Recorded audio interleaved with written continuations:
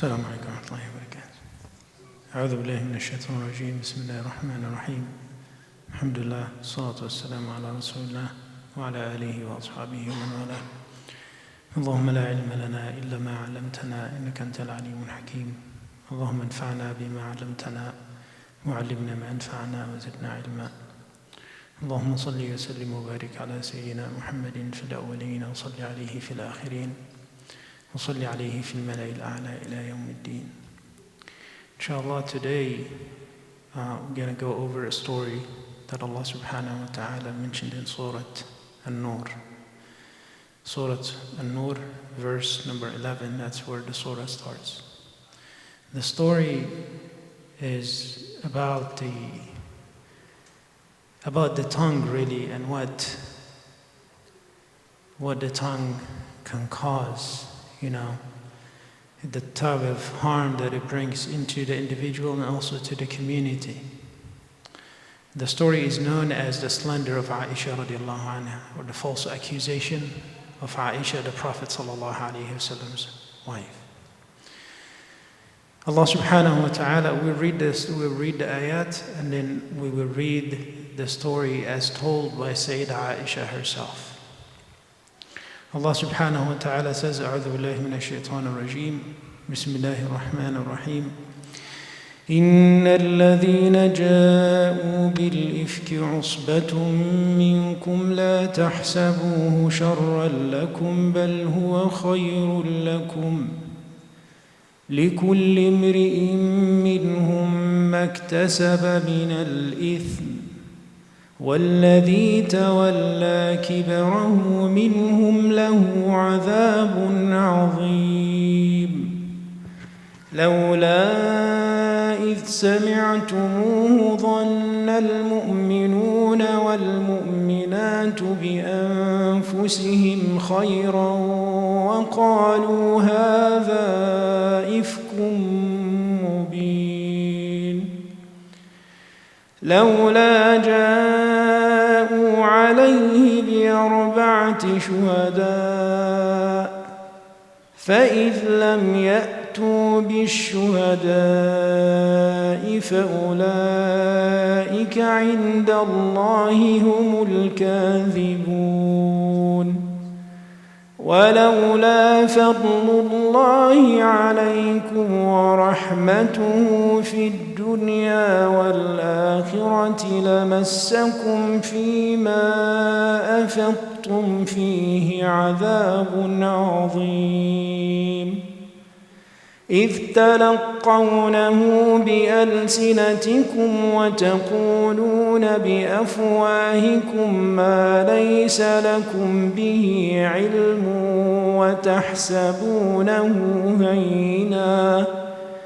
وتحسبونه هينا وهو عند الله عظيم ولولا إذ سمعتموه قلتم ما يكون لنا أن نتكلم بهذا سبحانك هذا بهتان عظيم يعظكم الله أن تعودوا لمثله أبدا إن كنتم مؤمنين ويبين الله لكم الآيات والله عليم حكيم إن الذين يحبون أن تشيع الفاحشة في الذين آمنوا لهم عذاب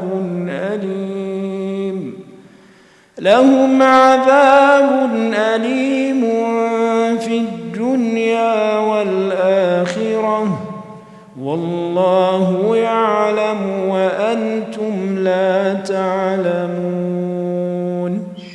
ولولا فضل الله عليكم ورحمته وأن الله رؤوف رحيم. صدق الله العظيم. So the ayat is from 11 to ayat 20 in Surah An-Nur. How many of you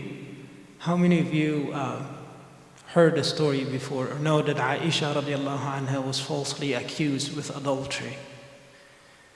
Okay. All right, so we're gonna go over the hadith and the story as it's told by her. She said,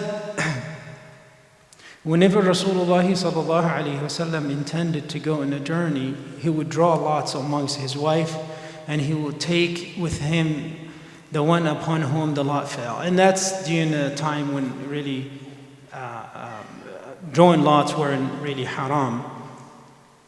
She said, during one expedition, Rasulullah sallallahu alaihi wasallam drew lots amongst us, and the lot fell upon me. And I proceeded with him after Allah subhanahu wa ta'ala had decreed the use of the veil, the niqab. I was carried in a hawdaj. The hawdaj, so if you look like, if you watch like an old movie or something, you'll see there's that's a small little box that they have on the back of a camel. That's a hawdaj. All right, is there a word for it in English? Anyway, so you know what hawdaj is. So she said that I was carried in a hawdaj and I dismounted while still in it. When the Prophet Muhammad ﷺ was through his expedition and returned home, and we approached the city of Medina, the Prophet ﷺ ordered us to proceed at night. When the order of setting off was given, I walked till I was past the army to answer the call of nature. After finishing, I returned to the camp to depart with the others, and suddenly realized that my necklace was actually missing. So I returned to look for it, and I was delayed because of that. The people who used to carry me on a camel came to my hawdaj, and they put it on in the back of the camel, assuming that I was in it. And at that time, women were light in weight, they were thin, they were lean, they didn't used to eat much. So those people didn't feel the difference in the heaviness of the hawdaj while they lifted it. They put it over the camel. At that time, I was a young woman. They set the camel moving and proceeded on. I found my necklace after the army had gone. And I came to their camp to find nobody. So I went to the place where I used to stay, thinking that they would discover my absence and they come back in my search. While in that state, I felt sleepy. I slept. Safwan ibn al-Mu'attal was behind the army. He reached my abode in the morning. Usually Rasulullah sallallahu alaihi wasallam, when he would go on an expedition or there is a caravan or something like that, he will appoint someone to be like behind the army or behind the caravan, just in case if something happened, just in case somebody lost something, or, So Safwan ibn al-Mu'attal, he was that person that Rasulullah sallallahu alaihi wasallam put him at the end of the caravan. So when he saw a sleeping person, he came to me, and he used to see me before the niqab. So I got up when I heard him saying, "Inna lillahi wa inna ilayhi raji'un." And this is just the manners of somebody that he did not want to ask any inappropriate questions or anything like that. He knew she was the Prophet sallallahu alaihi wasallam's wife, and so he did not want to ask any question. All he said was, "Inna lillahi wa inna ilayhi raji'un." When you say dastur overseas, when you knock in the door and say "Ihm," dastur,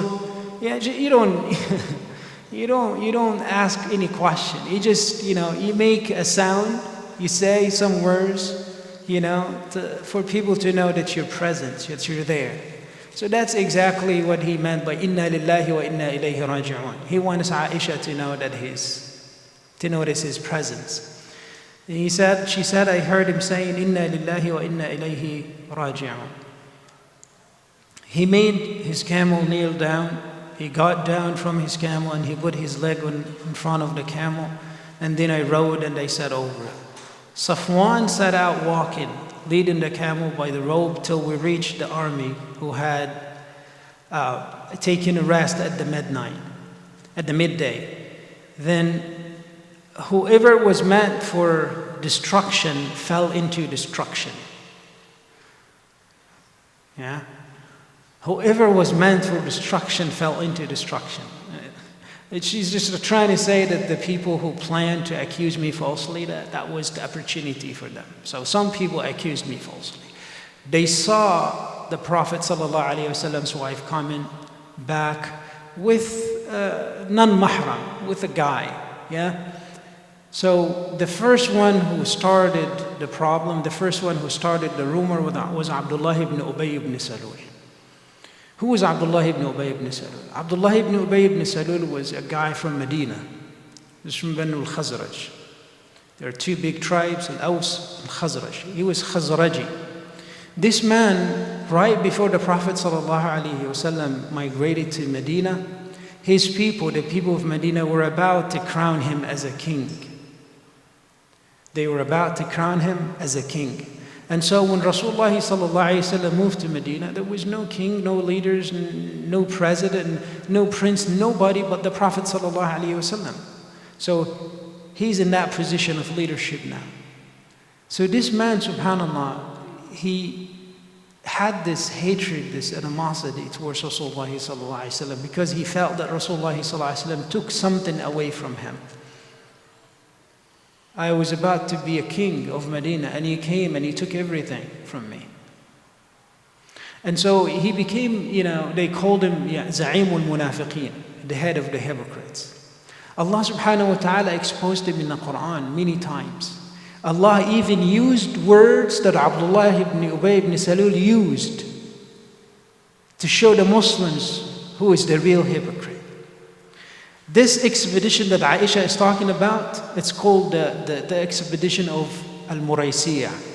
This is a place where Rasulullah ﷺ actually went to confront a group of people because they killed some of the Sahaba.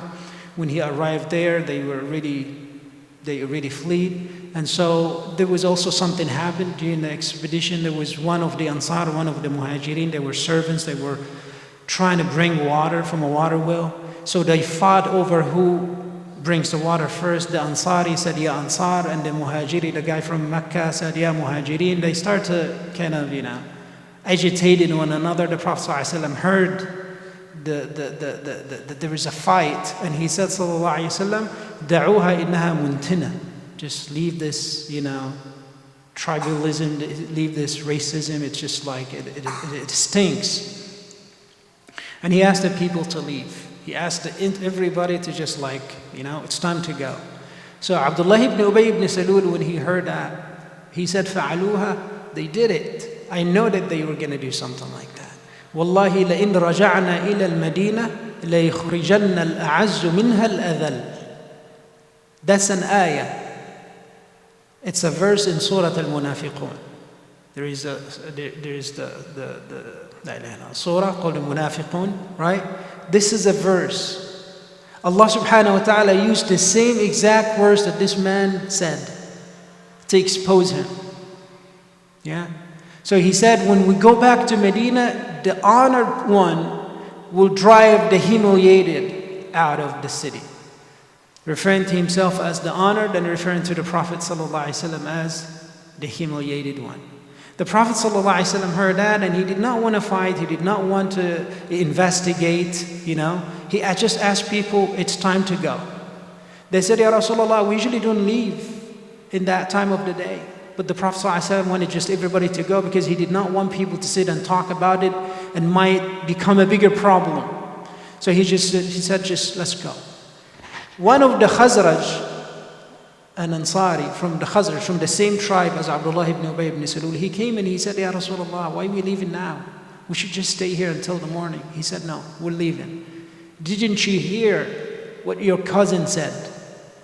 And then the Prophet ﷺ told him about Abdullah ibn Ubay ibn Salul said. He said, Ya Rasulullah, bal anta al-aziz wa huwa al-dhalil.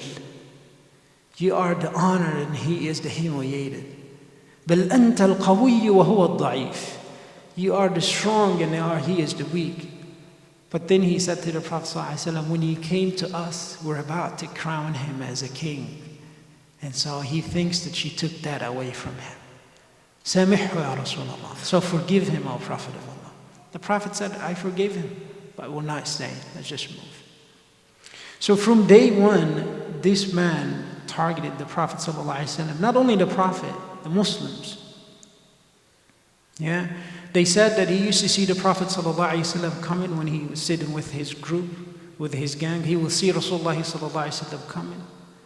Yeah, and then he will ask people, get up, stand up for your Prophet.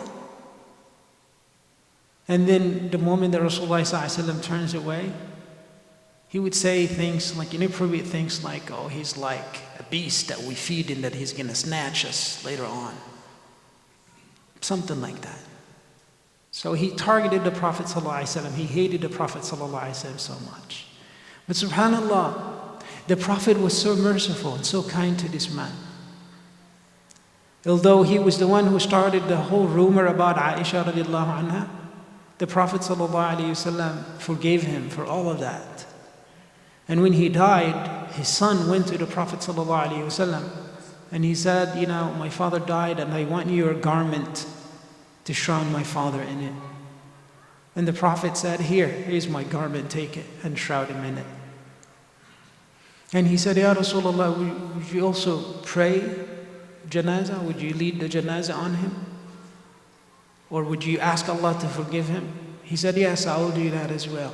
Oh, now I will perform the janazah and I will ask Allah to forgive him. And then Umar ibn Khattab said, Ya Rasulullah, tusalli alayhi wa qad nahaka rabbuk. How are you going to pray, offer janazah on him? Well, Allah subhanahu wa ta'ala prohibited you from doing so. He said, no, Allah didn't prohibit me to pray janazah on them. Allah subhanahu wa ta'ala says, istaghfir lahum aw la tastaghfir lahum. Ask forgiveness for them or not. Those are the hypocrites. إن تستغفر لهم 70 مرة فلن يغفر الله لهم. If you ask Allah subhanahu wa ta'ala 70 times, if you ask Allah 70 times to forgive them, Allah will not forgive them. And then the Prophet said, وَسَأُزِيدُهُ عَلَى السَّبْعِينَ. And I will pray more than 70 times. I will pray more than 70 times. It means that I will ask Allah subhanahu wa ta'ala more than 70 times to forgive him. Subhanallah, after all the things this man took 1/3 of the army and went back to Medina right before the battle started, the battle of Uhud. He took 1/3 of the army and left Rasulullah sallallahu alaihi wasallam there. This man went to the Prophet sallallahu alaihi wasallam, grabbed him from his armor when the Prophet expelled Banu Qurayza, and he said, "Ahsin ila mawaliya, be good and kind to those people. They are my allies." After they did, and after they planned to assassinate the Prophet sallallahu alaihi wasallam. And he did so after, he accused Aisha radiallahu anha. And that's hard. That's hard. That's tough. That's tough. That's something that you and I will never accept. We'll never forgive the person who would come and accuse my daughter, accuse my wife, or my mother, or my sister. You would never forgive somebody like that. Why? Because it's your honor. It's your dignity. You can forgive anything and everything. But when it comes attacking your honor, in your name, in your reputation in a community, that's something that you cannot forgive. Sa'id ibn Musayyab, one of the, if it's not the greatest tabi'i, a man who was known for his righteousness and for his knowledge. He said one time, أَنَا لَا أُحِلُّ مَا حَرَّمَ اللَّهُ. I don't allow anything that Allah prohibited. Allah made my honor sacred. And so anybody who accuses me falsely, لَا أُسَامِحُ. Anybody who accuses me falsely, anybody who slanders me, anybody who questions my honor, I will never forgive him. وَأَقْتَصُّ مِنْهُ يَوْمَ الْقِيَامَةِ. And I will take my right back from him. People say you forgive, which is, you should. But how can you forgive someone who's going around in a community saying bad things about you? How can you forgive somebody like that? How can you forgive someone like walking around with the intention of just destroying your name in the community? How can you forgive somebody like that? How can you forgive somebody like that? Subhanallah. So it was the Prophet ﷺ exceeded everything, went beyond limits, just everything. Everything. Wallahi, I was involved in one incident over on the East Coast. It's not in my old community, but it's in a community like an hour away from Pittsburgh. It's a city called Newcastle. Somebody, slandered a daughter of somebody else. The family of the daughter, her father, is very well known in the community. Very nice guy. They're very kind people. Yeah, and that guy was not really known for being a good person or for his integrity or truthfulness or something, nothing. But anyways, people believed him. They believed what he said. He started saying garbage about an innocent young woman. Yeah, slandering her right and left. Because there's something in his heart. There's some problems in his heart. So subhanallah, they asked me and they asked two other people to be in an arbitration team. So we went and we sat with the victim's family and they were willing to rectify. We went to the other guy, we need to sit and because it just divided the community. And that's one of the problems of slander. Slander doesn't just have, impact on the individual, it hurts the community as well. It spreads animosity and hatred among people. Uqsim billah, I will tell you this, and it's not a secret. I've been here for 4 years now. This is my 5th Ramadan. It's okay. I can say, I'm the imam. I can say whatever I want. When I came here, people started saying horrible things about me. Yeah? I will meet the person. For example, I will meet Mustafa. Mustafa will meet me. He met me yesterday. I'm just giving an example, not just exactly Mustafa. He will, with a cheerful face, he will greet me. He will shake my hand. There's nothing wrong. But the person who's going around met Mustafa that night, later on. I'm meeting Mustafa the following day. I'm saying, Assalamu alaikum, Mustafa. Mustafa turning his face on the other side. Why? Because what he heard about me. Well, he's just like an average person, like any other Muslim. I know that you all gonna play righteous now and say, oh, but you should verify the news, but most of us don't. Let's be honest, most of us don't. We hear the news, we take it and we run away with it, and some of us spread it right and left. That's what most of us do. And that's why Allah subhanahu wa ta'ala called this slander ithmun mubin. It's a great major sin because of the harm. Not only that causes to the individual, the victim, but also to the community. Yeah. So it's not a joke. The honor of people, it's not a joke. Rasulullah sallallahu alayhi wa sallam says, all of a Muslim is sacred to another Muslim. Damu wa maluhu wa irduh. His property, his honor, and his blood. His honor. Islam came to Sharia. One of the goals of the Sharia, as Imam al-Shatibi said, is to protect the honor of people. You cannot go around saying whatever you want. I tried to sit with this person, he refused to sit. He refused. He said, no, I'm not sitting with you. I'm sure that she did what I said, and I'm saying the truth. A couple of months later, he was talking to somebody videotaped him or on a phone, he recorded him on the phone, how he plotted for all of that and how he planned for all of it. And then the video went to the fathers of the victim. Beautiful man. Wallahi, very kind man. But now it's time to take his right back. When he got that in his hand, he said, that's it. And I'm taking him to the court.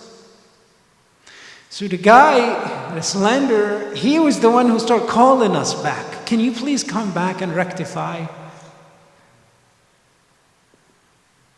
We said, okay, we'll do it. We went to the family. They refused. And he said, you guys will never be able to understand when... What's going on now?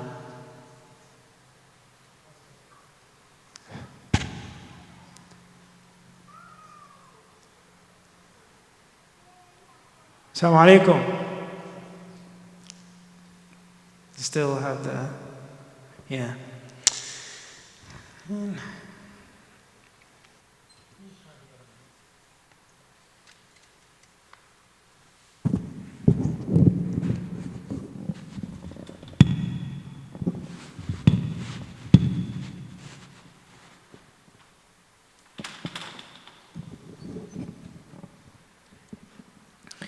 So, yeah, that's better.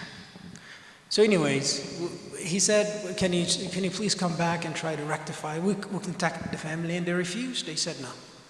We had this video now and we're going to take him to the court. So, subhanAllah, it's just, we tried with this man and he said, you will never understand the harm that this man caused us. And I want people, I'm not going to forgive him because I want people 10, 15, 20 years from now, when they remember this incident, when they remember this incident, I want him to remember what we did to him, that we actually took him to the court because he was a liar, because he was a slanderer. That's what I want people to remember.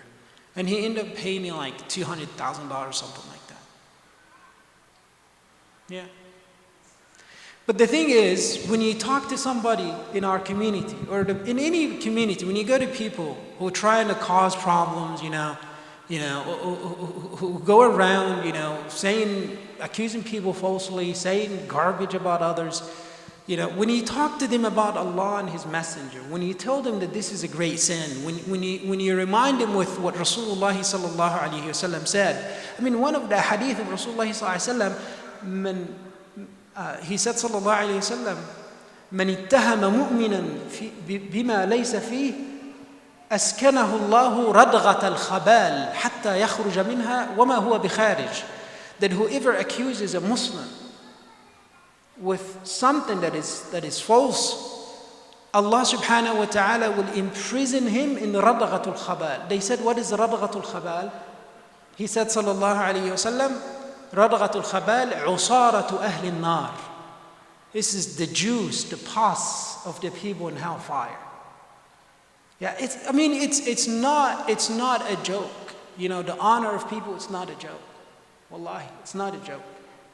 So he said that I want people to know from now, for 10, 15, 20 years from now, I want people, when they remember this incident, they know that we took him to the court. That's what I want people to remember. SubhanAllah. So, again, you talk to people about, what Allah says, what Rasulullah ﷺ said about this dhanb, about this sin. It's all right. They're still doing it. They still go to Facebook and they say something about you. Yeah? They still do that. They still do that. But when you say, well, you know what? I'm taking legal steps here. I'm taking it to the court. Oh, please forgive me. Allah forgives those who forgive others. Subhanallah. You're just saying to everybody that this religion of Allah, the teachings of this, is just a joke. And you fear nobody but, the US law. That's it.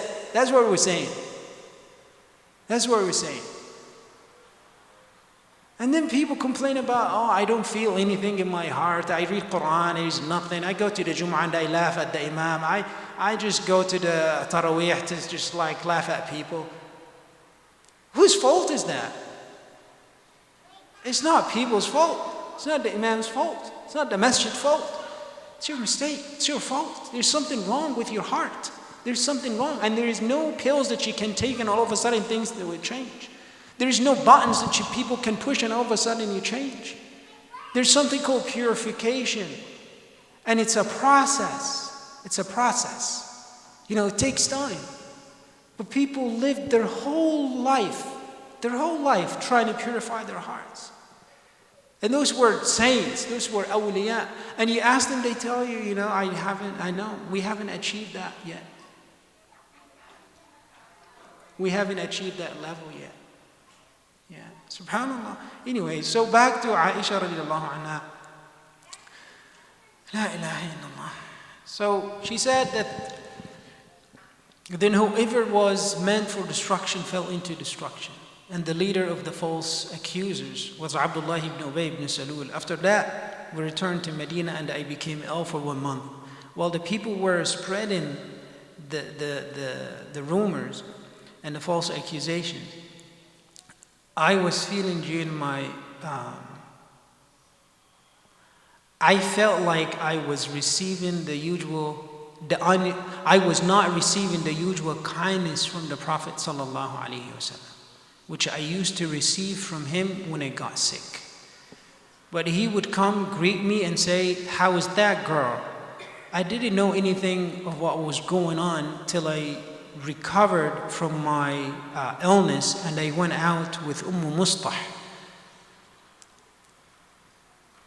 When we used not to, it was just like going to, again, to answer the call of nature with this woman. She said, and this habit of ours was similar to the habit of the old Arabs in the open country. So anyways, I and Mustah went out walking. Mustah stumbled because of her long dress. And she said, "Let Mustah be ruined," her son. She's making dua, again, may God curse my son, that's what she's saying. So I said, "You're saying a very wicked word. Why would you say something like that about your son? Why are you abusing a man who took a part in the battle of Badr?" She said, "Oh, little girl, didn't you hear what he said?" Then she told me the rumors of the false accusers. My sickness was aggravated. And when I returned to the Prophet ﷺ came to me, and after greeting him, he said, "How is that girl?" I requested him to allow me to go to my parents. I wanted them to be sure of the news through them. Allah, His Messenger ﷺ allowed me, and I went to my parents and I asked my mother, "What are the people talking about?"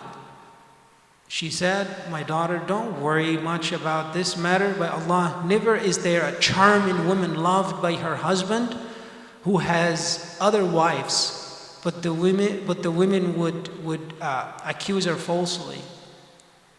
And just a hasad, we talked about hasad last week, right? I said, "Glorified be Allah subhanahu wa ta'ala. Are the people really talking of this matter?" That night, I kept on weeping, and I could not sleep till morning. In the morning, the Prophet ﷺ called Ali. I won't stop here. See, now she's the victim. Yeah, she said, "That night, I kept on weeping, and I couldn't sleep till morning." When people slander you, the psychological devastation is just destructive. Especially when people don't believe you, when people, don't trust you, when you cannot tell the whole story. I mean, the sense of helplessness is really overwhelming. So this is real. This is real. Yeah. And I want you to imagine, this is Aisha, the Prophet's wife, which the Quran came to announce her innocence. But how many women were accused falsely after Aisha? How many people were actually in that position where their innocence, nobody knew anything about them? There are people who commit suicide because of a slander. I'm serious.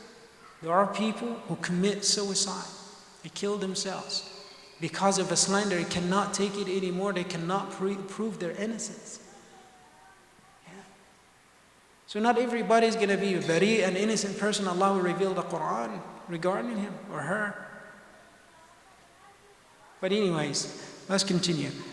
She said, "That night I kept on weeping and I couldn't sleep till morning. In the morning, the Prophet ﷺ called Ali. ibn Abi Talib, Ali ibn Abi Talib, and Usama ibn Zayd. When he saw the divine inspiration delayed to counsel them about divorcing his wife Aisha. Usama ibn Zayd said what he knew of the good reputation of his wives and added, Ya Rasulullah, keep your wife. For Allah, we know nothing about her but good. That's who? That's Usama ibn Zayd. Usama said, Ya Rasulullah, we know nothing but good about this woman. So keep her. Ali ibn Abi Talib said, Ya Rasulullah, Allah has not imposed restrictions on you. Which means that you can marry whoever you want, you can divorce whoever you want. And there are many women other than she. Yet, you may ask the woman servant who will tell you the truth. Aisha's servant. Why did Ali say that? Why didn't he just said what Usama said? We know nothing but good about her and just... Because he was concerned about the Prophet ﷺ, that's it. It's not that he was thinking ill of Aisha, he was just concerned about the well-being of the Prophet. Because again, that's his wife. That's a man, imagine yourself in that position. That's your wife, that it's the talk of the town, everybody's talking about it. Yeah? And so the Prophet ﷺ, of course he was going through some trouble, some trials. And so Ali ibn Abi Talib saw that he was going through all these difficulties and he wanted to make it easy for Rasulullah ﷺ. Ya Rasul, why don't you just let her go, or marry somebody else? Don't do this to yourself. Don't do this to yourself. So that was really the perspective of Sayyidina Ali ibn Abi Talib. It's not because people say that, Aisha, he said that because he had something in his heart towards Aisha, and that's why Aisha during the civil war, the fitna time, she took the other side against Ali. It's just not true. That's not true. I'm not saying that they were angels, they were human beings. But they were better than us. They were better than us. So the Prophet ﷺ asked Buraira, Ya Buraira, did you ever see anything which rose your suspicion about Aisha? She said, no, by Allah who has sent you with the truth, I've never seen anything in her except that she does something like young people do sometimes. And then she gave an example. She said sometimes she sleeps and leaves the dough for the goats to eat. Okay. On that day, the Prophet ﷺ ascended to the pulpit and requested that somebody support him in punishing Abdullah ibn Ubay ibn Salul. Because he knew that Abdullah ibn Ubay ibn Salul was the one who fabricated this lie. It's the one who started the rumors. Right? Then the Prophet ﷺ said, who will support me to punish that person who has hurt me regarding my family, slandering the reputation of my family? By Allah, I know nothing about my family but good. Can you imagine the Prophet ﷺ standing on the minbar defending himself and his family in front of Muslims? Can you imagine that? In front of Muslims. He's standing there defending himself, his honor and the honor of his family. SubhanAllah, it's hurtful. It's hurtful that people would actually put him in that situation where he stands up in front of them and, defending his honor and honor of his family. SubhanAllah.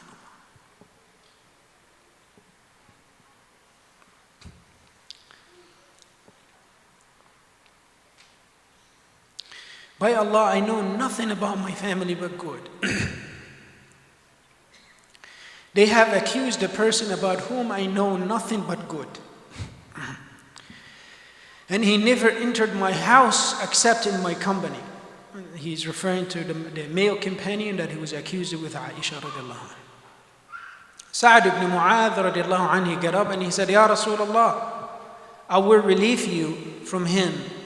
If that man is from the tribe of Aus, then I will chop his head off right now. And if he's from our brothers Al-Khazraj, then order us and we will fulfill your order.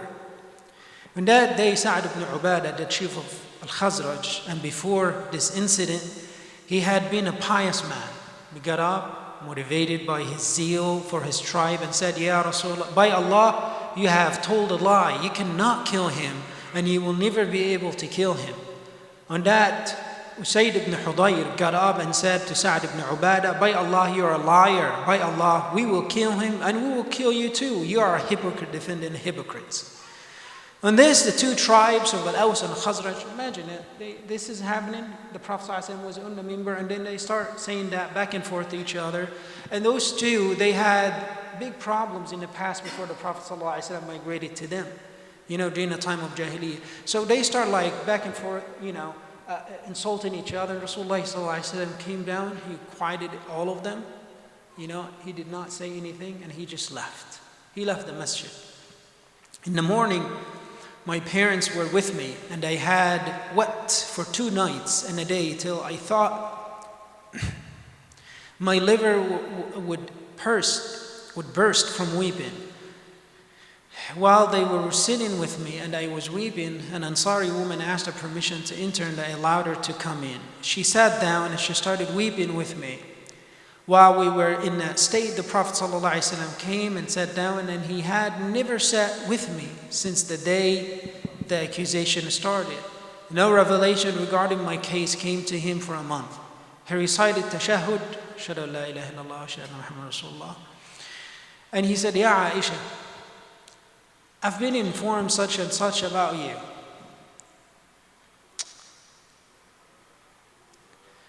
If you are innocent, then Allah subhanahu wa ta'ala will reveal your innocence. But if you have committed a sin, then repent to Allah and ask Him to forgive you. For when a person confesses his sin and asks Allah forgiveness, Allah accepts his repentance. Again, this is really tough. He has no revelation yet. He's no proof that his wife is innocent. And he's not accusing her. He's really not accusing her. He's saying, look, we're all humans. We make mistakes. Nobody is perfect. If you didn't do anything, then alhamdulillah, Allah subhanahu wa ta'ala will reveal your innocence. But if you did something wrong, just ask Allah forgiveness. That's what he said to his wife. Sallallahu alayhi wa sallam. But imagine that these words are said again to the innocent person. That's what I'm saying. The psychological trauma is just overwhelming when you are in that position. When you cannot find a proof to prove your innocence. She said, when Rasulullah ﷺ finished his speech, my tears ceased completely and then remained not even a single drop of it. I requested my father to reply to the Prophet ﷺ in my behalf. My father said to the Prophet, Ya Abati, my father answered the Prophet ﷺ. Answer him. My father said, by Allah, I don't know what to say to the Prophet ﷺ. Even her father, I don't know what to say. So I said to my mother, talk to the Prophet ﷺ on my behalf. She said, by Allah, I don't know what to say, daughter. I don't know what to say to the Prophet ﷺ. She said, I was a young girl and I didn't have much knowledge of the Quran. I said, I know by Allah that you have listened to what people are saying, and that has been planted in your minds, and you have taken it as a truth. Now, if I told you that I'm innocent, and Allah knows that I'm innocent, you wouldn't believe me. And if I confess to you falsely that I'm guilty, and Allah knows that I'm innocent, you would believe me. And that's the case with every slander. That's the case of every slander. People want you to just say, yeah, I did it. But you're innocent, but they will not believe you. They will only believe you when you say, okay, I'm a bad guy. Like, yeah, I told you. We knew it. We knew it. One time I had like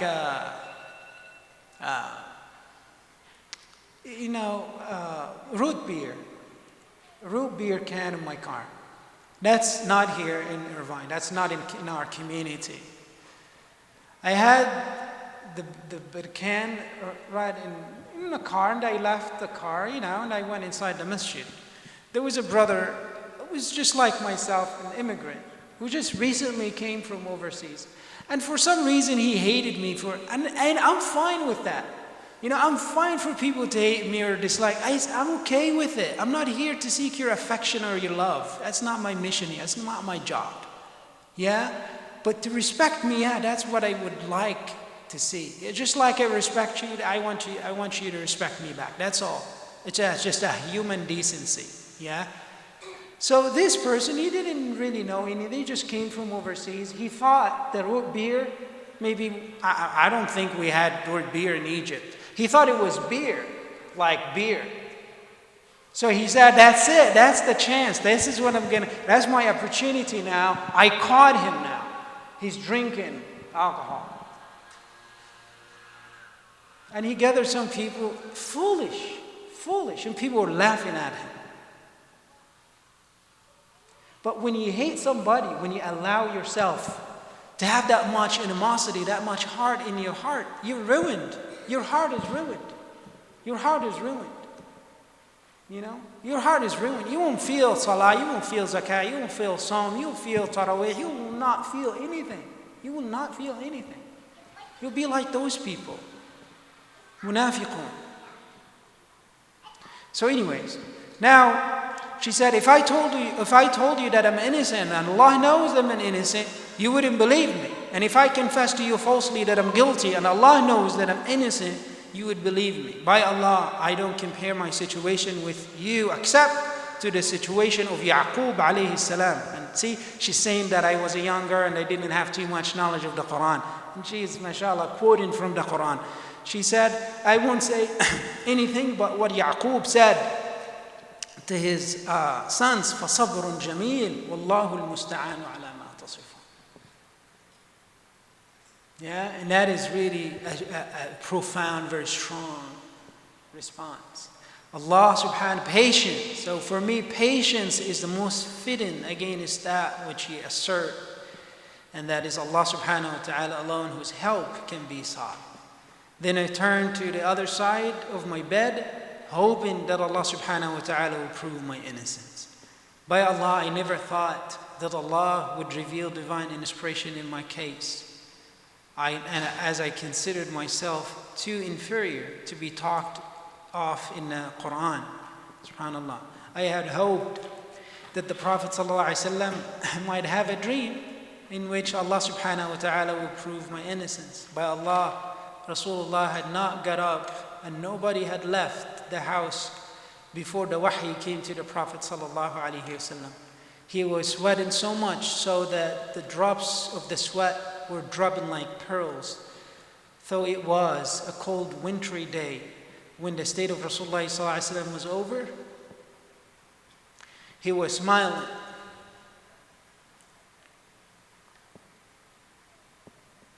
And the first word he said, Aisha, Alhamdulillah. Thank Allah subhanahu wa ta'ala, for Allah has declared your innocence. My mother told me,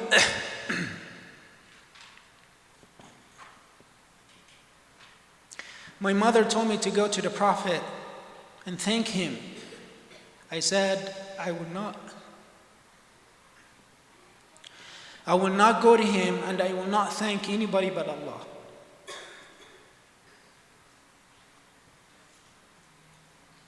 Then Allah subhanahu wa ta'ala revealed the ayat. إن الذين جاءوا بالإفك عصبة منكم لا تحسبوه شرا لكم بل هو خير لكم. Those who came up with that outrageous slander are a group of you. Don't think this is bad for you, rather it's good for you. Subhanallah. You know? And this is so beautiful that Allah subhanahu wa ta'ala still will ask the believers to take, to look at the positive side of it. Don't consider all of it to be an evil thing. Something good will come out of it. Something good will come out of it. لِكُلِّ امْرِئٍ مِّنْهُمْ مَا اكْتَسَبَ مِنَ الْإِثْمِ. Those who went around and they, spread the lie. لِكُلِّ امْرِئٍ مِّنْهُمْ مَا اكْتَسَبَ مِنَ الْإِثْمِ. They will be punished, each and every one of them, according to their share of the sin. وَالَّذِي تَوَلَّى كِبَرَهُ مِنْهُمْ. As for the leader, the one who started it, he will suffer a tremendous punishment. لَهُ عَذَابٌ عَظِيمٌ. لَوْلَا إِذْ سَمِعْتُمُوهُ ظَنَّ الْمُؤْمِنُونَ وَالْمُؤْمِنَاتُ بِأَنفُسِهِمْ خَيْرًا. See, and this is really what I think it is the remedy of slander or false accusation. Assume the best of others. That's it. When people come to you and say so and so and so and so, just assume the best of people. This is what Allah is saying. لولا إذ سمعتموه ظن المؤمنون والمؤمنات بأنفسهم خيرا. If only the believing men and women had thought well of one another. If only the believing men and women had thought good of one another, that would have been the end of it. It would have stopped there. But you didn't. You didn't. So assume the best of people. Right? لولا إذ سمعتموه ظن المؤمنون والمؤمنات بأنفسهم خيرا وقالوا هذا إفك مبين. If only the believing men and women had thought well of one another when they heard this rumor and they said this is clearly an outrageous slander. لولا جاءوا عليه بأربعة شهداء. Why didn't they provide 4 witnesses if it was true? Since they have failed to produce witnesses, they are truly liars in the sight of Allah. وَلَوْلَا فَضْلُ اللَّهِ عَلَيْكُمْ وَرَحْمَتُهُ. And had it not been for Allah subhanahu wa ta'ala's grace and mercy upon you in this world and in the hereafter, you would have certainly been touched with a tremendous punishment for what you were involved in. إذ تلقونه بألسنتكم وتقولون بأفواهكم ما ليس لكم به علم. When you passed it from one tongue to the other, and that's what we do. When we hear a lie, when we backbite people, when we spread, rumors, when we cause or try to cause disorder among people, we think it's not a major sin. It's just not a big deal. But Allah subhanahu wa ta'ala is saying it is a big deal. It is a big deal. تَحْسَبُونَهُ هَيِّنًا. You think it's just lightly. وَهُوَ عِنْدَ اللَّهِ عَظِيمٌ. While it is extremely serious in the sight of Allah. And again, we said that the Sharia came to protect the honor of people. The Sharia came to protect the honor of people. إِنَّ الَّذِينَ يُؤْذُونَ الْمُؤْمِنِينَ وَالْمُؤْمِنَاتِ بِغَيْرِ مَا اكْتَسَبُوا فَقَدِ احْتَمَلُوا بُهْتَانًا وَإِثْمًا مُبِينًا. Those who harm the believing men and women and accuse them falsely, فَقَدْ احْتَمَلُوا بُهْتَانًا وَإِثْمًا. They have committed a major sin. Yeah? وتحسبونه هينا ولولا إذ سمعتموه قلتم ما يكون لنا أن نتكلم بهذا سبحانك هذا بهتان عظيم. If only ye had said upon hearing it, how can we speak about such a thing? Glory to Allah subhanahu wa ta'ala. This is a heinous slander. Subhanallah. One of the most beautiful, inspiring stories as a response to this slander in Aisha, a story that took place in one of the Ansar's house, Abu Ayyub al-Ansari. Abu Ayyub al-Ansari, he was a man who, hosted the Prophet ﷺ for 7 or 8 months. When Rasulullah ﷺ moved from Mecca to Medina, he stayed in his house, in Abu Ayyub's house. And this man loved the Prophet ﷺ so much. He loved him ﷺ also so much. They said that he used to bring the food, he used to cook the food himself, and he would bring it to the Prophet. And he will wait until Rasulullah ﷺ finishes the food, and then he will look at the plate and see where were the hands of Rasulullah ﷺ. The fingers. And he will put his hand where Rasulullah ﷺ put his hand. That's love. That's true love. And one time he cooked Rasulullah ﷺ some food and brought it to the Prophet, and the Prophet didn't eat. And he said, is there something wrong with the food? He was disturbed. And so he washed and he went to the Prophet ﷺ. He said, Rasulullah, is there something wrong with the food? He said, no, it is nothing wrong, but it just had garlic وَأَنَا لَا آكُلُ مِن تِلْكُمُ الشَّجَرَةِ, and I don't eat garlic. I don't like garlic. فَإِنِّي إِمْرُؤٌ, because I'm a person who sits with angels. And angels don't like that which humans don't. Right? We don't like garlic. We don't like the smell of garlic, right? So angels don't like garlic. So he said there's nothing wrong, but I just sit with angels and I don't want to smell like garlic. So this man, he was sitting on a kitchen table or over a meal with his wife, and he said, he heard what they saying about Aisha. She said, yes. He said, if you were Aisha, would you have done it? She said, of course not. Of course not. Then he said, well, Aisha is better than you. Therefore, she could have not done something like that. Subhanallah. And then she asked him the same question. If you were so-and-so, the male companion who was accused with Aisha, would you have done it? He said, of course not. She said, well, he's better than you, therefore you could have not done something like that. And those people, they thought good about others. They thought good about themselves first. I would never do something like this. But they also thought good about others. They thought good about others. So how you remedy slander? Number one, assume the best of people. Assume the best of people. Somebody comes to you, says something about so-and-so, just assume the best of people.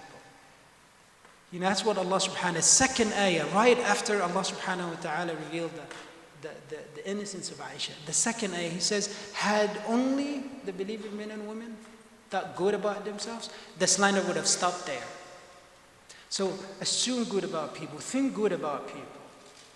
Think good about people. The second thing is, the Prophet ﷺ told us that we also, even if there is a crime, even if there is a sin that was exposed to you regarding somebody, as long as the sin is really not threatening the safety of our community. So you found out that so-and-so is involved in something haram, or you caught him doing something haram. What is the response? Is the response really to go around and expose him? Or to cover him? The response is to cover him. And that's what Rasulullah ﷺ taught us. مَنْ سَتَرَ مُسْلِمًا سَتَرَهُ اللَّهُ يَوْمَ الْقِيَامَةِ. That whoever, covers up a fault of somebody, Allah subhanahu wa ta'ala will cover his on the day of judgment. That's what we should do. That's what we all should do. Find excuses for one another. That's a believing community. I sometimes I get phone calls from people, ranting over somebody came to the masjid without a hijab and we should not allow women without hijab come into the masjid, and I spoke to my sisters and my cousins about this. And what? Seriously, I get phone calls like that sometimes. And I'm sorry, and I'm the imam, I can say whatever I want. It's garbage. These phone calls are just disregarding completely. If you're one of them, do not call me and tell me that. This is the house of Allah that is open for everybody. Believing men and women, sinners, it's anybody. Like one time I said in my khutbah, if you have a tattoo and earrings, come to the masjid. It's your place. I get an email that, a sister was upset that I said that. And she said, we should not encourage people with tattoos and earrings to come to the masjid. No, we should encourage the sinners before the believers. That's the place, it's a refuge. It's a place where people find peace, or it's supposed to be. It's a place of Allah subhanahu wa ta'ala. Anyways, so assume the best of people. Cover up. I heard a story one time and I shared it in one of my khutbahs. This story I heard it from one of the shuyukh, great scholar, Muhammad Ratib al-Nabulsi, a Syrian scholar. And listen, and I'll finish after this, inshallah. True story. He said that he knew a person, that was like, it happened like 30 or 40 years ago.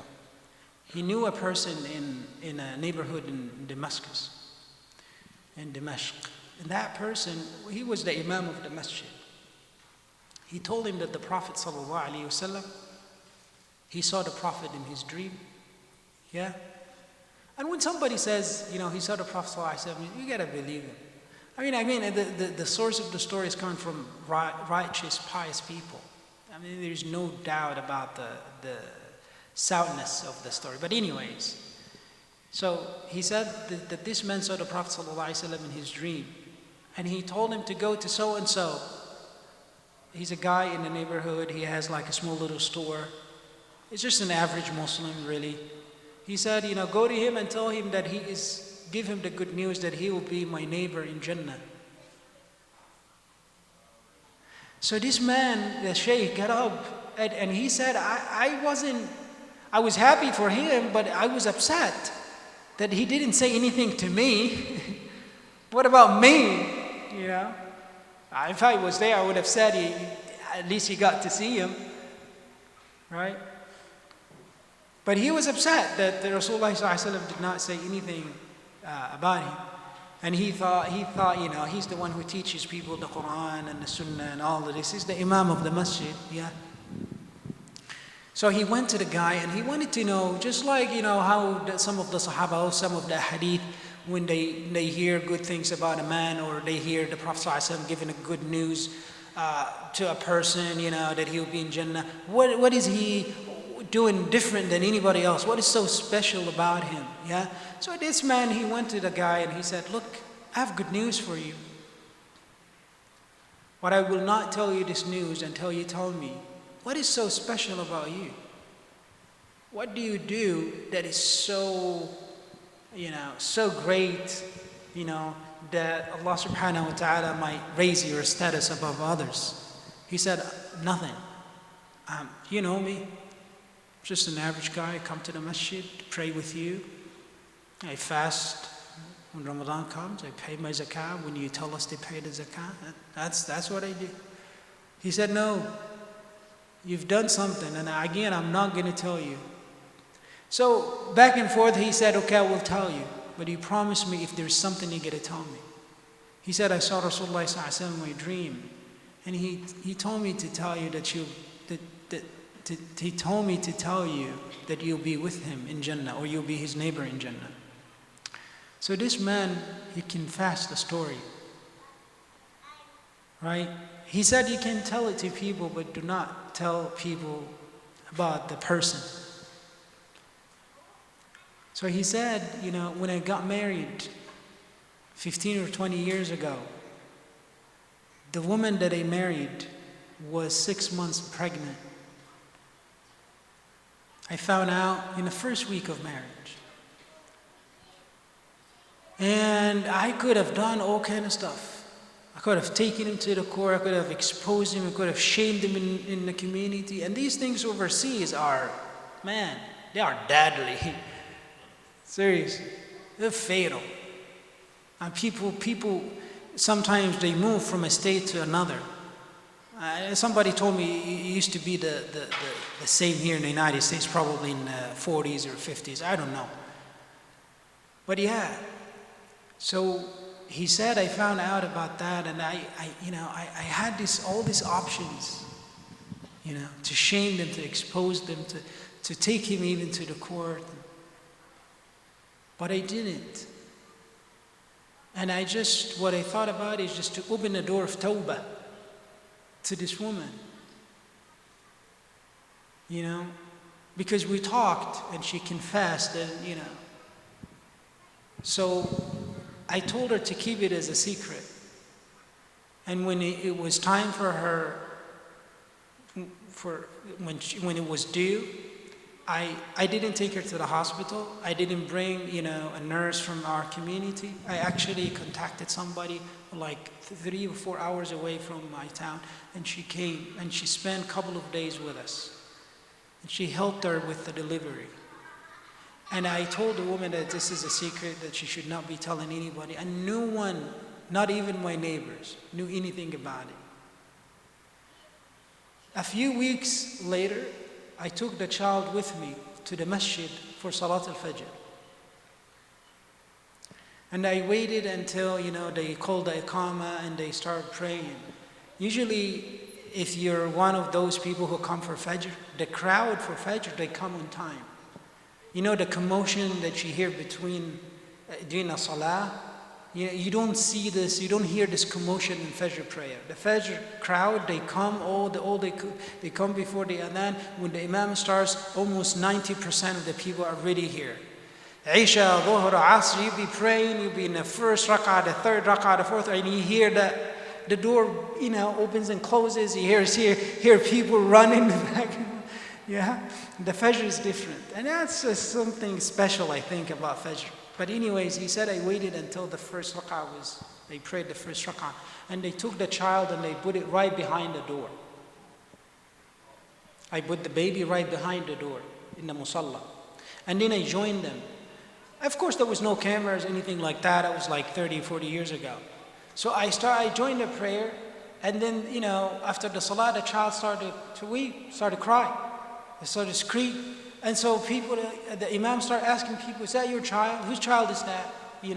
Nobody said it was mine. After I finished, I found that they all gathered around the child. So I went there and they asked me, is that your child? I said, no. And he wasn't lying. If you guys want, I can adopt that child. And subhanAllah, he took the child in front of the entire community as what? As somebody he was adopting that child.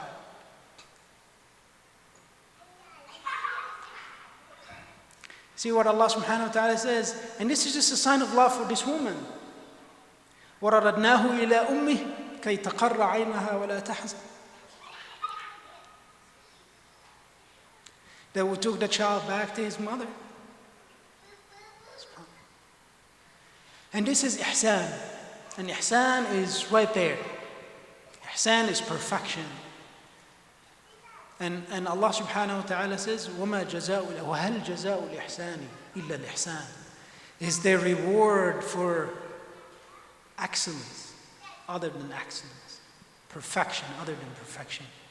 May Allah subhanahu wa ta'ala protect us, protect our tongues, protect the honors of people, protect our honor. Allahumma ameen. The only one limb that Rasulullah sallallahu alayhi wasallam asked people to pay attention to during Ramadan is the tongue. The only one limb that Rasulullah sallallahu alayhi wasallam asked people to pay extra attention to during the month of Ramadan is your tongue. He said sallallahu alayhi wasallam, مَنْ لَمْ يَدَعْ قَوْلَ الزُّورِ وَالْعَمَلُ بِهِ فَلَيْسَ لِلَّهِ حَاجَةً أَنْ يَضَعَ طَعَامَهُ وَشَرَابَهُ. That the person who, during his fast, the person who does not, he's not careful with his tongue. He still runs his tongue during Ramadan, backbiting people, giving false testimony, lying, slandering people. Allah has nothing to do with his fasting. Allah has nothing to do with his fasting. May Allah subhanahu wa ta'ala accept my fasting and yours. May Allah subhanahu wa ta'ala accept our prayers, our charity, our salah, our qiyam. Allahumma ameen. We ask Allah subhanahu wa ta'ala to be among the maqbooleen, those who will be accepted in the month of Ramadan. We ask Allah subhanahu wa ta'ala also to help us to reach Laylatul Qadr. Allahumma ameen. اللهم صل وسلم وبارك على سيدنا محمد. اللهم اجعل هذا الجمع جمعا مرحوما وتفرقنا من بعده تفرقا معصوما ولا تجعل فينا ولا حولنا شقيا ولا محروما. اللهم اغفر لنا ذنوبنا وإسرافنا في أمرنا وثبت أقدامنا وانصرنا على القوم الكافرين. جزاكم الله خير. سبحان ربك رب العزة عما يصفون وسلام على المرسلين والحمد لله رب العالمين.